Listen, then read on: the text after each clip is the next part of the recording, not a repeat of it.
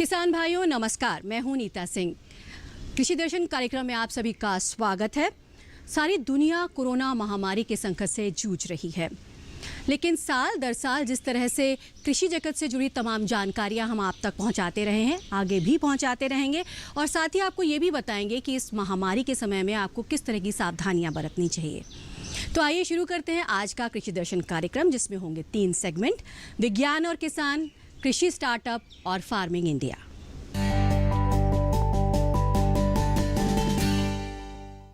किसान भाइयों, तो सबसे पहले बात करते हैं सेगमेंट विज्ञान और किसान की।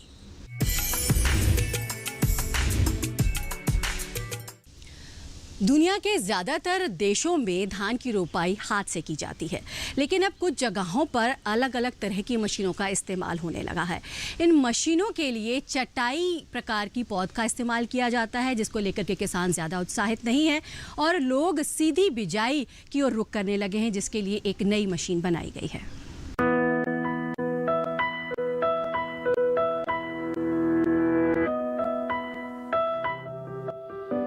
मशीन से चटाई की तरह रोपाई करने में हालांकि मेहनत कम लगती है, लेकिन लागत बहुत ज्यादा आती है। दूसरा, ये तरीका जटिल भी बहुत है। एक तो इसमें चटाई के आकार में पौध तैयार करनी होती है और दूसरे, अलग अलग तरह की मिट्टी में मशीन की दक्षता अलग अलग रहती है। यही वजह है कि रोपाई मशीनों को अपनाने की रफ्तार धीमी है। वर्तमान समय में किसान धीरे धीरे धान की सीधी बिजाई तकनीक को अपनाने लगे हैं और मिट्टी को अच्छी तरह भुरभुरा बनाकर और छिड़कवा विधि से धान बो रहे हैं। किस्मों के साथ साथ प्रभावी खरपतवार नाशकों के विकास ने इस तकनीक की गति को बढ़ा दिया है। छिड़कवा विधि की अपनी समस्याएं हैं। इसमें बीज का फैलाव बेतरतीब होता है और इसकी गहराई भी अलग अलग होती है। कोई बीज ज्यादा गहराई में चला जाता है तो कोई सतह पर ही रह जाता है। जाहिर है, इससे अंकुरण पर भी असर पड़ेगा और उत्पादन भी प्रभावित होगा।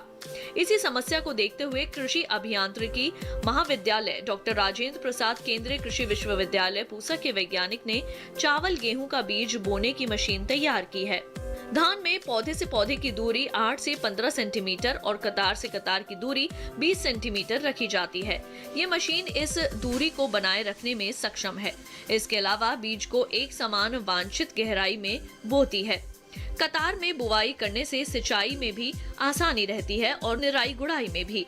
हाथ रोपाई विधि में जहां दर्जनों मजदूरों की जरूरत होती है, वहीं इस मशीन को चलाने के लिए सिर्फ 2 लोग चाहिए और ये मशीन एक दिन में आधा हेक्टेयर तक बुआई कर सकती है। इसमें 2 ड्रम लगे हैं और हर ड्रम में एक बार में 5 किलो तक बीज भरा जा सकता है, लेकिन विशेषज्ञ 3 किलो की ही सलाह देते हैं। इसके अलावा हर ड्रम में बीज बोने के लिए 2 छेद होते हैं। इस तरह एक बार मशीन चलाने पर 4 कतारें बन जाती हैं। बीज की गहराई को जरूरत के हिसाब से कम या ज्यादा किया जा सकता है। किसान चाहे तो 1 सेंटीमीटर गहराई पर भी बुआई कर सकते हैं और चाहे तो 3 सेंटीमीटर पर भी। मशीन की गुणवत्ता परखने के लिए वैज्ञानिक बिहार के अलग अलग इलाकों में गए और किसानों के खेतों में चावल गेहूं बोने की मशीनों को आजमाया। बिहार के अलावा छत्तीसगढ़, मध्य प्रदेश, झारखंड और उत्तर प्रदेश में भी किसानों के सामने मशीन का प्रदर्शन किया गया। नतीजे काफी सकारात्मक रहे और रोपाई विधि के मुकाबले इस मशीन से सीधी बिजाई करने पर पैदावार में 5 से 25% तक की बढ़ोतरी दर्ज की गई। इतना ही नहीं, मशीन से बिजाई करने पर प्रति हेक्टेयर फसल लागत में 10,450 रुपए की बचत हुई। हालांकि कुछ किसान मशीन को ठीक तरह से नहीं चला पाए, जिससे उनके यहाँ नतीजे उतने उत्साहवर्धक नहीं रहे। कुछ जगहों पर ज्यादा खरपतवार और कम नमी से भी समस्या आई। हालांकि सभी ने माना कि चावल गेहूं बोने की इस मशीन के इस्तेमाल से धान की सफलतापूर्वक खेती की जा सकती है, जिससे 4,000 से 5,000 रुपए प्रति एकड़ की शुद्ध बचत हो जाती है। किसान साथियों, फिलहाल वक्त हुआ है कृषि कैलेंडर का, जिसमें हम आपको बताते हैं वर्तमान समय में किए जाने वाले कृषि कार्यों के बारे में। तो आज हम आपको बताएंगे इस माह में शिमला मिर्च की फसल के लिए किस तरह के कृषि कार्य करने चाहिए।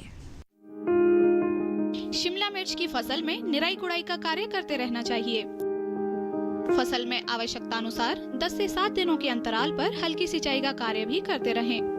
सिंचाई के बाद नाइट्रोजन की शेष आधी मात्रा का भी बुरकाव कर दें। कीटों का प्रकोप बढ़ने पर रोगेर 30 EC की 1 से 25 लीटर मात्रा को 500 से 600 लीटर पानी में घोलकर छिड़काव करें।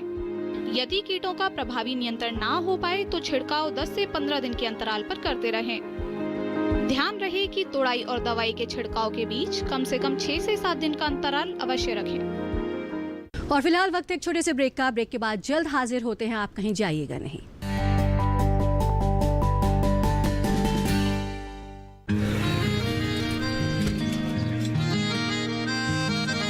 क्या बात है भाई, आजकल तो काफी खुश नजर आ रहे हो। क्यों ना हो, अब मैं ऑर्गेनिक खेती जो कर रहा हूँ ये पूरा प्राकृतिक है, ऑर्गेनिक है। इसमें हमारे खेत, हमारी फसल और हमारी जेब सब फायदे में होते हैं और इसमें लागत भी कम है। जी हाँ, आप भी ऑर्गेनिक खाद का प्रयोग करें, अपनी फसल और मिट्टी को तंदुरुस्त बनाएं और आपकी आमदनी में इजाफा करें। अधिक जानकारी के लिए किसान call centre toll free number 1800-180-1551 पर कॉल करें और लॉग ऑन करें kisan.gov.in और farmer.gov.in। कृषि और किसान कल्याण मंत्रालय द्वारा किसान हित में जारी।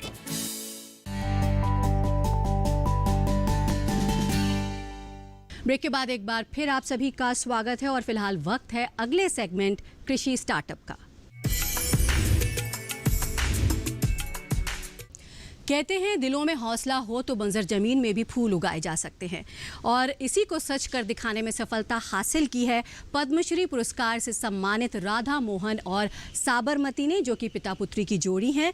इन्होंने अपने क्षेत्र की भूमि में हरे भरे जंगल खड़े कर दिए हैं और मिसाल बन गए हैं।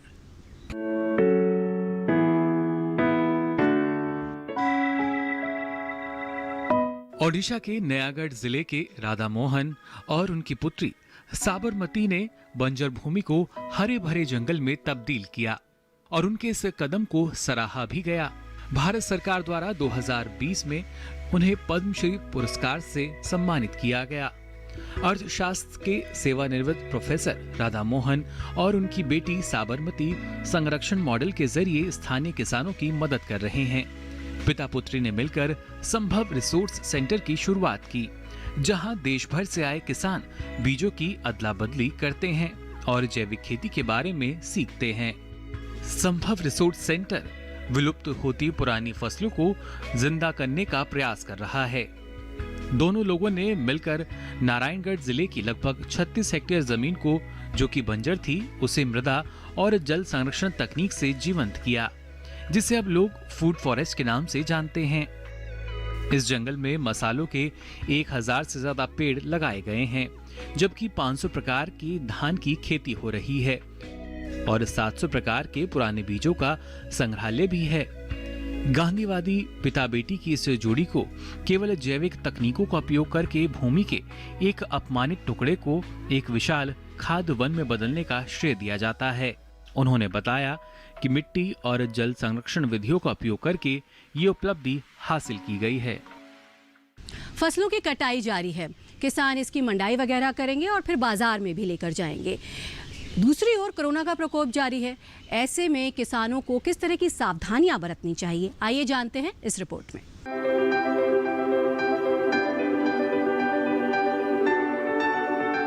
किसान फसल भी काटेंगे और फिर उसे बाजार भी लेकर जाएंगे। ये ऐसे काम है जिन्हें कोरोना संकट के बीच भी टाला नहीं जा सकता। किसानों का काम भी चलता रहे और बीमारी का फैलाव भी ना हो, इसके लिए कई तरह की सावधानियां अन्नदाता को अपनानी होंगी, जैसे बार बार साबुन से हाथ धोना, सामाजिक दूरी बनाए रखना, चेहरे पर मास्क लगाना, औजारों और मशीनों की साफ सफाई का ख्याल रखना, यानी मशीनों को सैनिटाइज करते रहे। इसी तरह परिवहन वाहनों, जूट बोरों या दूसरे पैकेजिंग सामान को भी इस्तेमाल से पहले सैनिटाइज करें। बेहतर होगा कि ज्यादातर काम मशीनों से किया जाए और मशीन के पास केवल आवश्यक संख्या में ही मजदूरों को जाने दिया जाए। जिन हिस्सों में कटाई या चुनाई का काम हाथों से हो रहा है, वहां 4 से 5 फीट की पट्टियों में काम करें। इससे मजदूरों के बीच दूरी बनाने में मदद मिलेगी। जहां तक संभव हो, कृषि कार्य समय अंतराल पर करें ताकि बहुत ज्यादा मजदूर इकट्ठा ना हो। काम पर जाने पहचाने लोगों को ही लगाए और उनसे भी जरूरी पूछताछ कर ले ताकि संदिग्ध या विषाणु वाहक शख्स से बचा जा सके। कटाई के बाद फसल का संग्रहण 3 से 4 फीट की दूरी पर छोटी छोटी ढेरियों में किया जा सकता है। साथ ही खेत के स्तर पर प्रसंस्करण के दौरान प्रति ढेरी 1 से 2 व्यक्तियों दिया जाना चाहिए। गेहूं, मक्का और मूंगफली के लिए उपयोग में लाए जाने वाले थ्रेशर की भी उचित साफ सफाई करें। मशीनों के जिन हिस्सों को बार बार हाथ से छूने की जरूरत पड़ती हो, उन्हें साबुन से धोते रहें। यहाँ रुकते एक और छोटे से ब्रेक के लिए। ब्रेक के बाद जल्द हाजिर होते हैं, आप कहीं जाइएगा नहीं।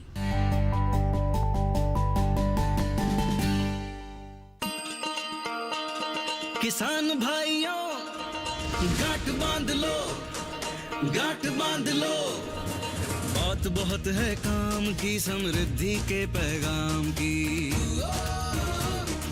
मिट्टी के मिजाज को समझो, मिट्टी के हर राज को समझो, मिट्टी की तुम जांच कराओ, मुफ्त सॉइल हेल्थ कार्ड ले जाओ। कभी मुनासिब बीज लगाओ, सही किस्म की खाद ले आओ, जितनी जरूरी उतनी डालो, सही मात्रा खुद पहचानो, इसको अपना मंत्र बना लो, मिट्टी की सेहत को जानो।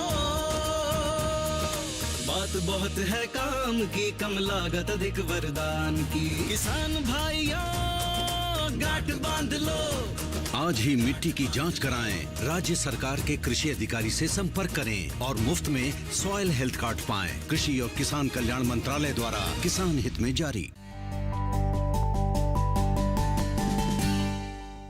ब्रेक के बाद एक बार फिर आप सभी का स्वागत है और वक्त हो गया है अगले सेगमेंट फार्मिंग इंडिया का। कोरोना महामारी ने सभी के लिए एक संकट पैदा कर दिया है। एक ओर जहां किसान और खेतीहर मजदूर खेतों में पसीना बहा रहे हैं जिससे हमारे घरों में भोजन पहुंच सके, वहीं केंद्र और राज्य सरकारें ये सुनिश्चित कर रही हैं कि कटाई के कामों में कोई व्यवधान ना आए।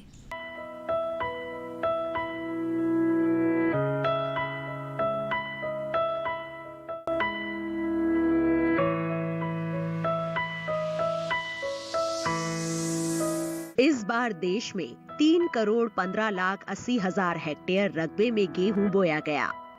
80% से भी ज्यादा फसल कट चुकी है, यानी कटाई अब आखिरी दौर में है। राजस्थान में 99%, मध्य प्रदेश में 96%, उत्तर प्रदेश में 80%, हरियाणा में 65% और पंजाब में 60% तक गेहूं काटा जा चुका है। उम्मीद है कि हरियाणा, पंजाब और उत्तर प्रदेश में अप्रैल के अंत तक कटाई पूरी हो जाएगी। दालों की बात करें तो इस बार 1,58,10,000 हेक्टेयर में बोई गई दलहनी फसलों में चना, मसूर, उड़द, मूंग और मटर की कटाई पहले ही पूरी हो चुकी है। जहां तक गन्ने का सवाल है तो इस साल 48,52,000 हेक्टेयर जमीन पर गन्ने की फसल लगी थी। इसमें से छत्तीसगढ़, कर्नाटक और तेलंगाना में कटाई पूरी हो गई है। बिहार, आंध्र प्रदेश, महाराष्ट्र, गुजरात, हरियाणा, मध्य प्रदेश, उत्तराखंड और पश्चिम बंगाल में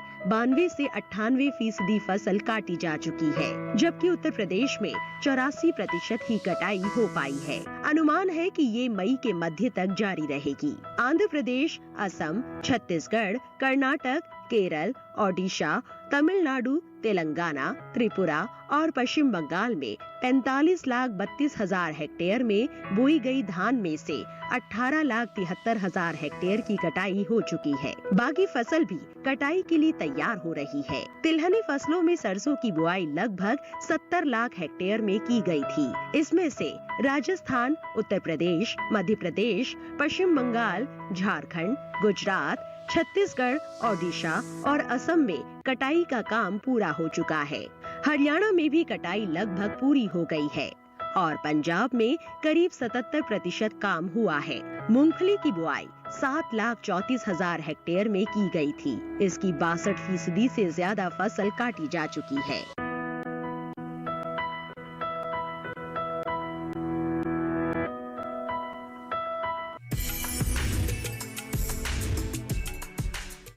ग्रामीण विकास और खेती किसानी में सर्वश्रेष्ठ प्रदर्शन के लिए प्रधानमंत्री श्री नरेंद्र मोदी ने देश भर की ग्राम पंचायतों को राष्ट्रीय पंचायत पुरस्कार 2021 प्रदान किए। आइए देखते हैं ये रिपोर्ट।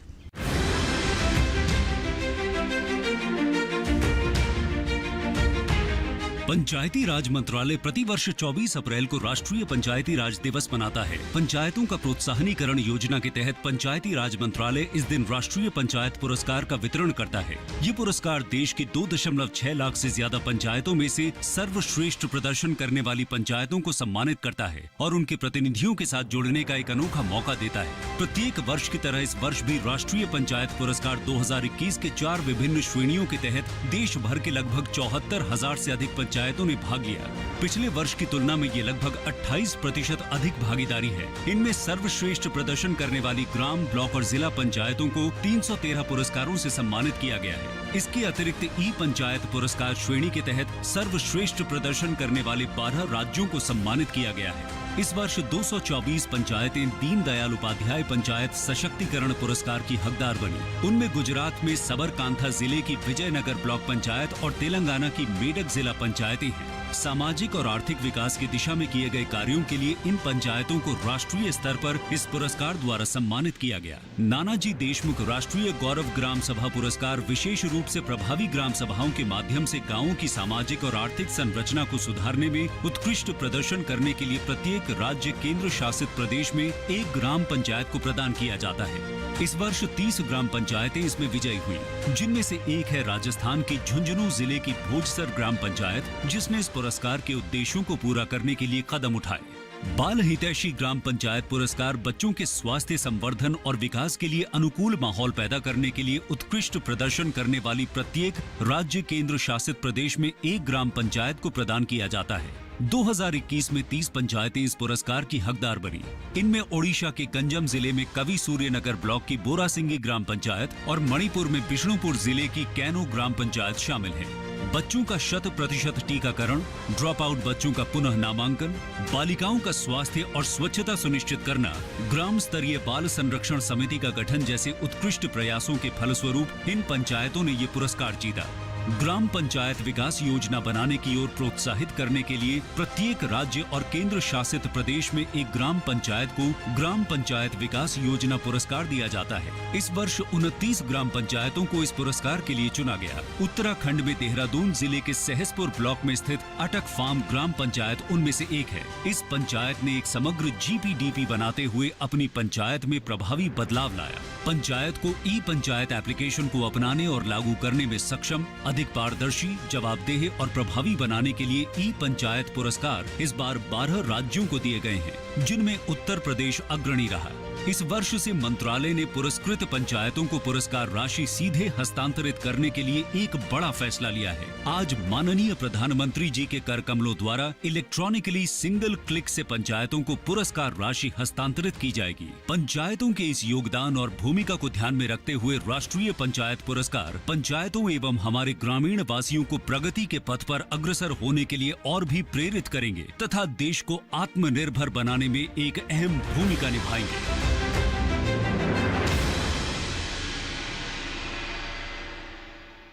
जैसा कि आपने देखा, राष्ट्रीय पंचायत पुरस्कार 2021 प्रदान किए गए और इस कार्यक्रम के दौरान प्रधानमंत्री श्री नरेंद्र मोदी ने खेती, किसानी और ग्रामीण विकास को लेकर किसानों से क्या कुछ कहा, आइए देखते हैं। हमारे देश की प्रगति और संस्कृति का नेतृत्व हमेशा हमारे गांवों ने ही किया है।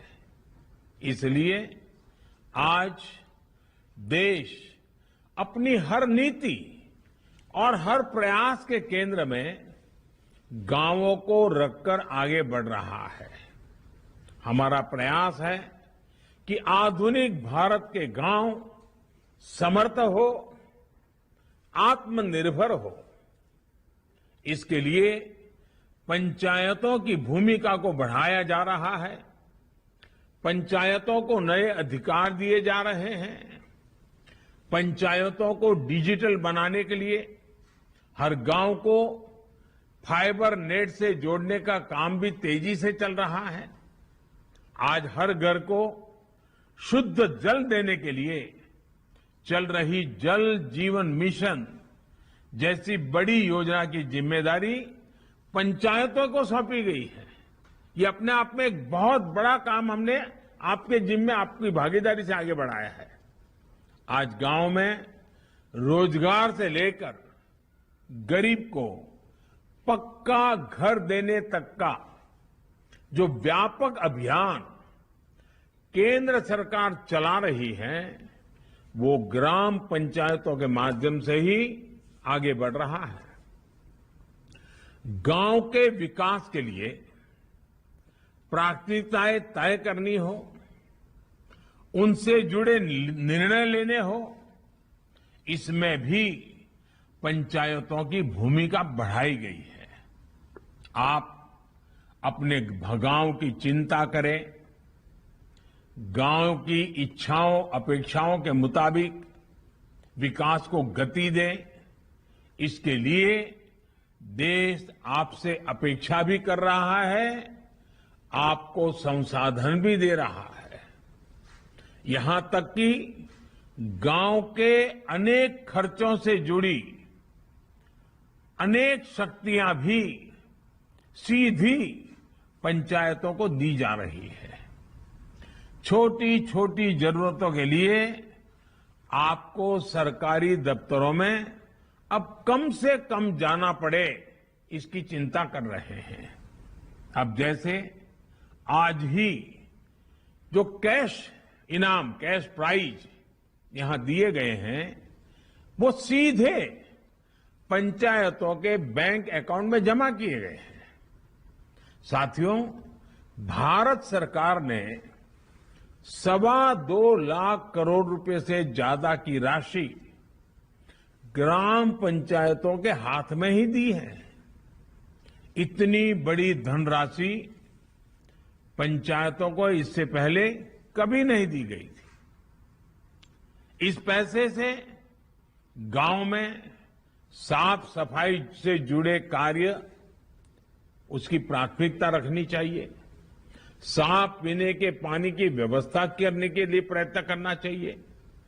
स्वास्थ्य सेवाओं को बेहतर बनाने के लिए भरपूर प्रयास करना चाहिए।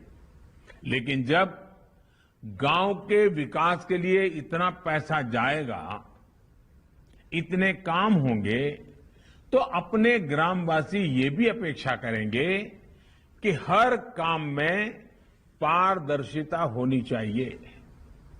सरकार कृषि के बुनियादी ढांचे यानी अवसंरचना को मजबूत करने की कोशिश कर रही है, जिसके लिए 1000 करोड़ रुपए का प्रावधान किया गया है, जिससे किसानों को आर्थिक लाभ मिल सके। आइए देखते हैं इसी से जुड़ी एक रिपोर्ट।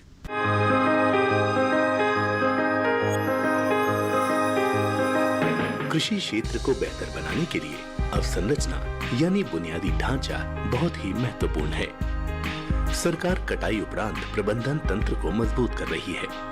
इसके लिए लॉकडाउन के दौरान वित्त मंत्री ने 1 लाख करोड़ रुपए के कृषि अवसंरचना कोष का ऐलान किया था। ये रकम बैंकों और वित्तीय संस्थानों के माध्यम से ऋण के तौर पर दी जानी है।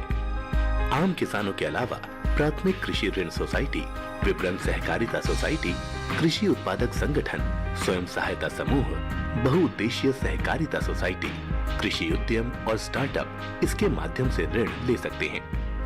2 करोड़ तक के कर्ज पर ब्याज में 3% तक की छूट का प्रावधान किया गया है।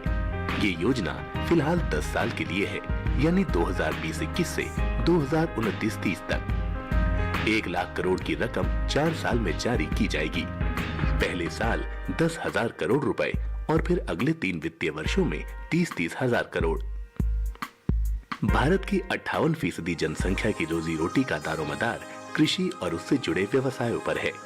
ज्यादातर किसानों की सालाना आय बहुत कम है। कटाई उपरांत सही बुनियादी ढांचा न होने की वजह से 15 से 20% उपज बर्बाद हो जाती है, जबकि दूसरे देशों में यह आंकड़ा 5 से 15% है। कृषि अवसंरचना कोष का उद्देश्य ऐसे ढांचे का विकास करना है जिसमें किसान अपनी उपज बिना बिचौलिए के सीधे बेच सके और कटाई के उपरांत उनकी फसल में बर्बादी भी कम हो। इससे निश्चित तौर पर उनकी आमदनी बढ़ेगी। कृषि अवसंरचना कोष ग्रामीण क्षेत्रों में भंडार गृहों, शीत गृहों, पैक हाउस के निर्माण और उनके विकास के अलावा बाजार व्यवस्था को दुरुस्त करने पर खर्च होना है। साथ ही प्रसंस्करण इकाइयां भी इसका लाभ उठा सकती हैं। प्रसंस्करण से फसलों का मूल्यवर्धन होगा और भंडार गृहों के निर्माण से किसान को अपनी फसल रोक कर रखने में मदद मिलेगी।